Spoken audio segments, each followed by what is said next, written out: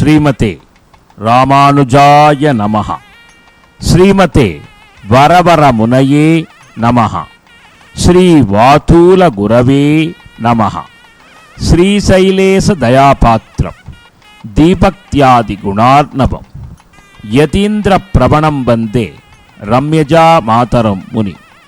லக்ஷ்மீநாத சமாரம்பா நாதயாமுன பிரணமத்தியமாம் அஸ்மத் ஆச்சார்ய பர்யந்தா வந்தே குரு பரம்பரா.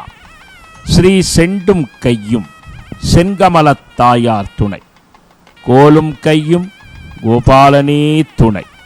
ஸ்ரீவித்யா ராஜகோபால சுவாமி திருக்கோவில் பங்குனி பிரம்மோற்சவ பெருவிழா.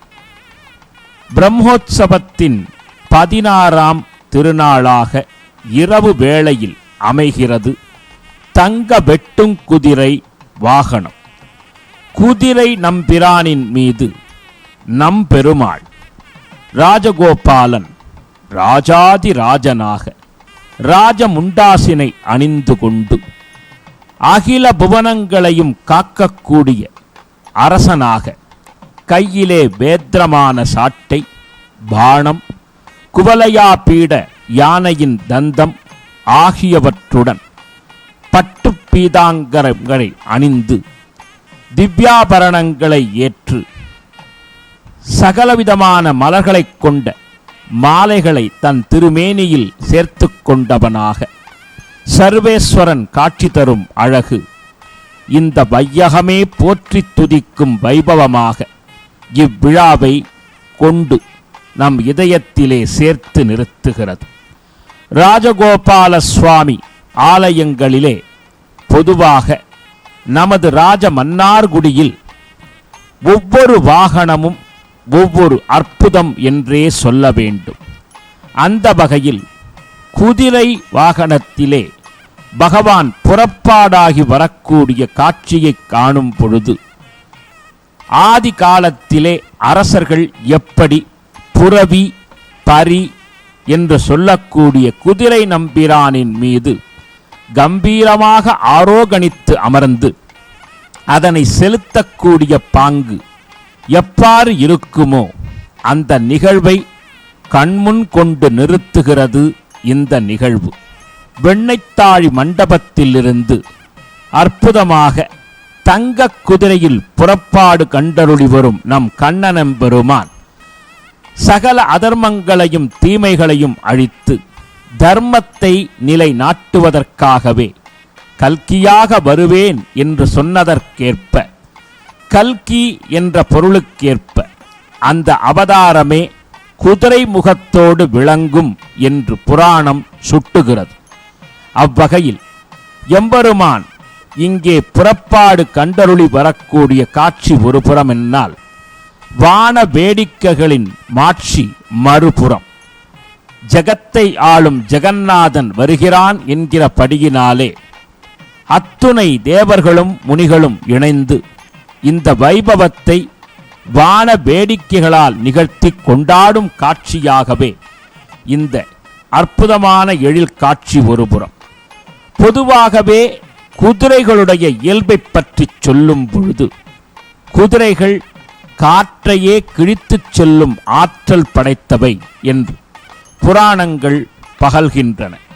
அதுவும் குதிரை நம்பிரானில் வரக்கூடிய பெருமாளை நாம் காணும் பொழுது நாம் எடுத்த காரியம் வெற்றி பெறும் என்று ஆன்றோர்கள் அருளியிருக்கிறார்கள். எனவே தான் நம் இல்லங்களிலே 7 குதிரைகள் வரக்கூடிய அற்புதமயமான சித்திரங்களை தீட்டி வைத்திருக்கிறோம். பொதுவாகவே குதிரையை காண்பதே ஒரு மனதிற்கு உற்சாகத்தை ஏற்படுத்தும் என்று சொல்லப்பட்டுள்ளது. குதிரையின் கனைப்பு சத்தமும் அது பாய்ந்து செல்லக்கூடிய அழகும் எப்படிப்பட்ட மனிதரையும் மனம் சோர்ந்திருந்தாலும் ஒரு தைரியத்தையும் நம்பிக்கைதனையும் உற்சாகத்தையும் கொடுத்து எடுத்த இலக்கை வெற்றியடையச் செய்வதற்கான வழியை காண்பிக்கும் எனலாம்.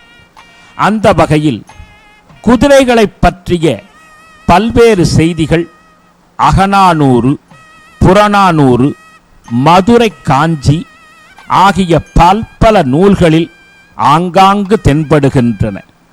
குதித்து ஓடும் விலங்கு என்பதனால் குதிரை என்றும், பரிந்து செல்லக்கூடிய, பரிந்து என்பதற்கு மிகவும் பாய்ந்து என்று ஒரு பொருள். எனவே அத்தகைய வேகத்தை கொண்டதால் பல்வேறு பெயர்களைக் கொண்டு குதிரை நம்பிரான் போற்றப்படுகிறார்.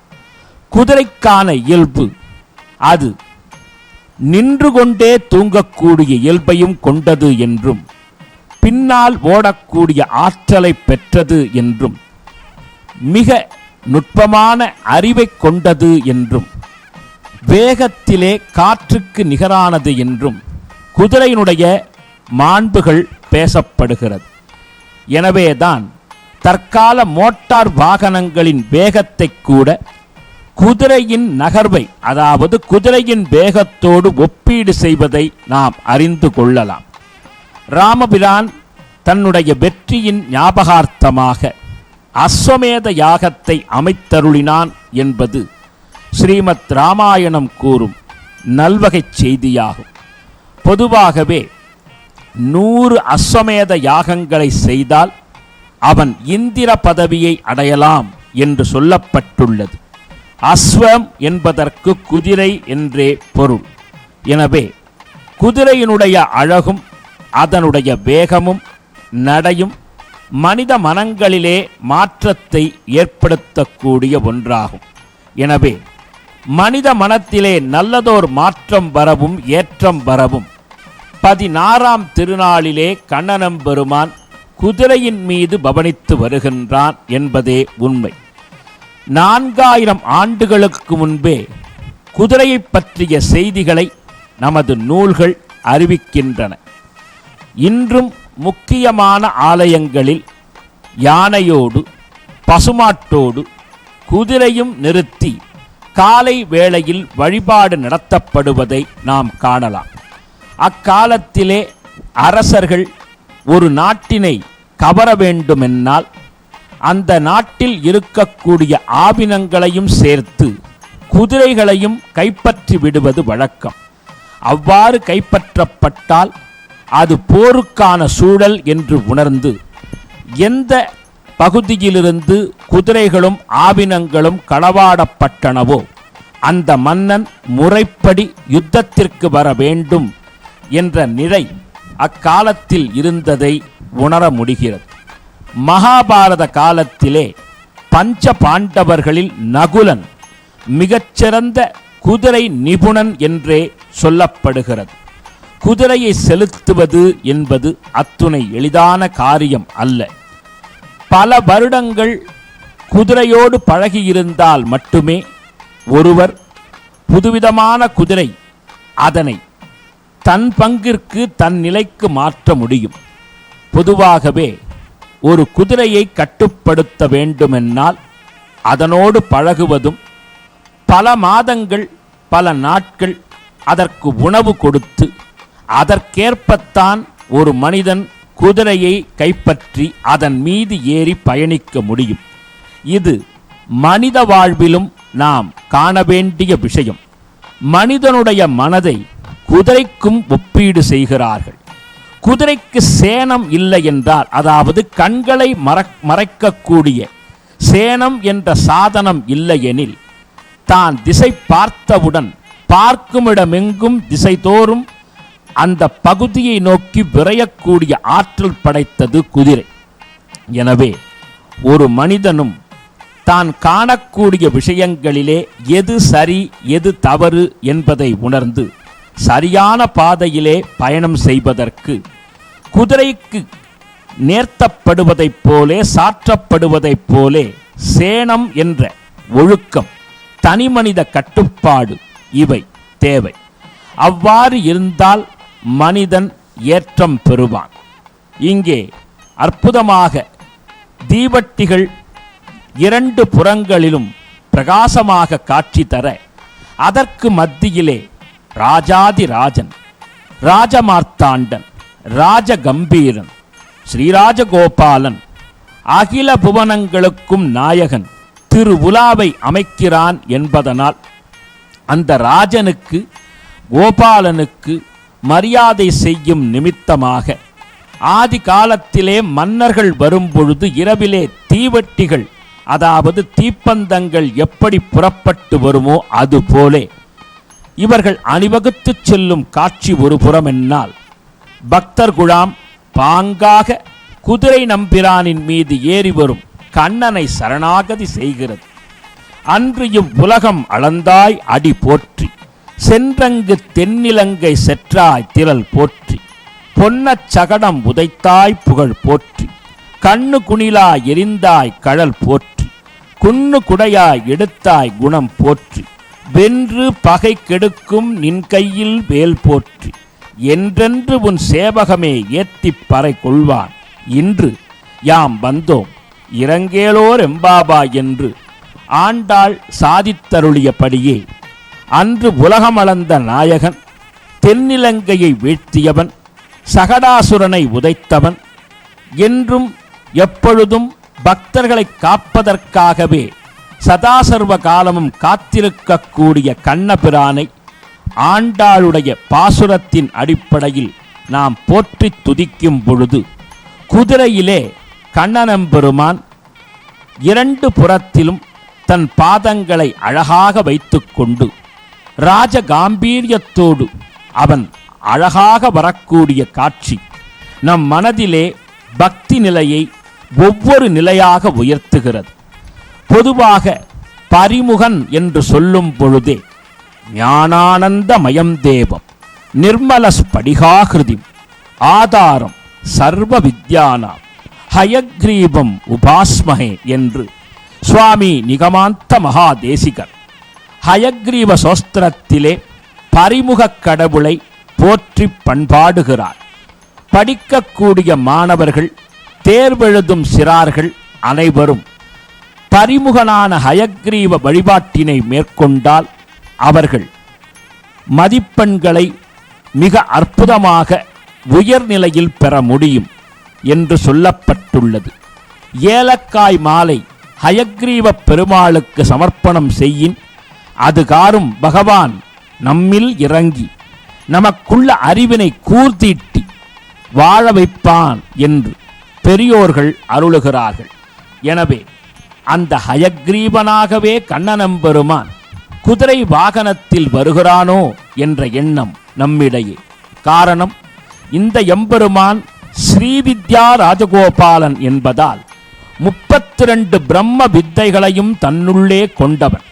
குதிரை நம்பிரானிலே நம் சர்வேஸ்வரன், சர்வ ஜெகத் காரணன் அதி அற்புதமாக புறப்பட்டு வரும் காட்சியை காணும் பொழுது, அன்று சித்திரை திருவிழாவிலே கள்ளழகப் பெருமாள் சுந்தரராஜன் தன் தங்கையான மீனாட்சியின் திருக்கல்யாணத்திற்காக வைகை ஆற்றிலே எப்படி புறப்பட்டு வருவாரோ அதுபோலே இங்கே நம் பகவான் கோவிந்த அழகன், கோபால அழகன் இதோ இதே தங்கக் குதிரையில் அவன் புறப்பாடு கண்டருளி வரும் பொழுது நம் இல்லத்திற்கு வருகை தந்து வளத்தை, நலத்தை, பலத்தை அள்ளித் தருவதற்காகவே நமது சகலவிதமான பாபங்களையும் துன்பங்களையும் போற்றி அதன் மூலமாக நம் வாழ்வை நன்னிலைப்படுத்தி உயர்த்துவதற்காகவே இப்படி வருகிறானோ என்ற எண்ணத்தின் அடிப்படையிலே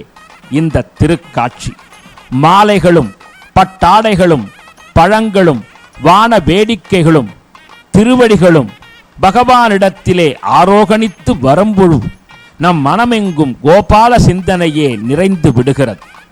முக்கியமாகச் சொல்லும் பொழுது எந்த நேரத்திலும் மனம் என்ற குதிரையை நாம் கட்டுப்படுத்தியே வைத்திருக்க வேண்டும். மனம் என்ற குதிரை கட்டுப்பட தவறினால் அதன் பின்பு ஏற்படக்கூடிய சூழல் நம்மை செயலற்று போக வைத்துவிடும். எனவே மனிதனாக பிறந்த ஒவ்வொருவரும் தாம் செல்லக்கூடிய பாதை எப்படிப்பட்டது, அது நேர்மையானதா, உண்மையானதா, சத்தியமானதா, நாம் செல்லக்கூடிய பாதையிலே வேறு யாருக்கும் எந்தவிதமான அபவாதங்களும் வராமல் நல்வழியிலே செல்ல வேண்டும் என்ற நல்ல நெறியோடு செல்லும் பொழுது அந்த நன்னெறியே கோபால பக்தியாக மிளர்கிறது. நம் வாழ்க்கை என்ற குதிரையை நன்னறி பாதையிலே இட்டுச் செல்வான் என்பதையும் இவ்விழா நமக்கு சுட்டி காட்டுகிறது. மேலும் குதிரை வையாளி சேவை என்பார்கள், அதாவது முன்னோக்கியும் பின்னோக்கியும் சென்று சென்று வருவது. இது காட்டக்கூடிய தத்துவமயமான விஷயம். மனிதன் வாழ்விலே ஏற்ற இறக்கங்களை சந்திக்கத்தக்கவன். ஒரு சில நிலைகளிலே ஒரு சில காலங்களிலே மனிதன் எப்படி இருந்தாலும் நவக்கிரகங்களின் சூழலிலே சுழற்சியிலே பல்வேறு நிலைகளிலே மாற்றம் ஏற்படும். எனவே மனிதன் அதற்கேற்றவாறு மனதை பக்குவப்படுத்திக் கொள்ள வேண்டும். அப்படிப்பட்ட பக்குவமான பெறுவதற்கு பரமநாம் ஸ்ரீராஜகோபாலனின் திருவடி தாமரைகளிலே சரணாகதி செய்தார் நம் வாழ்வு உயரும் என்பதற்கே இந்த விழா சாட்சியாகிறது. நாமும் வாசுதேவ கிருஷ்ணனான குதிரையிலே பவனி வரும் பரவாசுதேவனை சரணாகதி செய்து அவன் அருளால் வாழ்வில் உயர்வோமாக. கமலா சரணாம்போஜ கௌஸ்துபாங்கித பக்ஷசே கல்யாண குண பூர்ணாய சம்பகேசாய மங்களம். ஸ்ரீமதே ரம்ய ஜாமாத்ரு முனீந்திராய மகாத்மனே ஸ்ரீரங்கவாசினி பூயாத் நித்யஸ்ரீ நித்ய மங்களம் என்று மங்களம் பாடி கோபாலனின் திருவடித் தாமரைகளில் சரண் புகுவோம். சர்வம் ஸ்ரீ கிருஷ்ணார்ப்பணமஸ்து.